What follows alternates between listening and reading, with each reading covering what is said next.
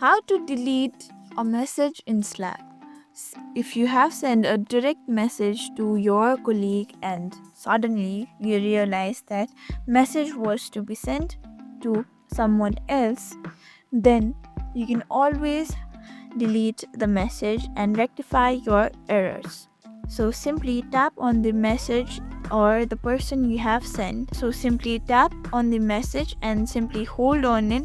There you can see edit message. Oh, you can also, if you don't want to delete it, you can simply edit the message as well. There is an option. If you have made a big blunder, then simply over there at the bottom you can see in red delete message. Simply tap on it. The login asks for confirmation. Simply tap on delete again. Like this, your messages will be deleted. Like this, you can see message has been deleted.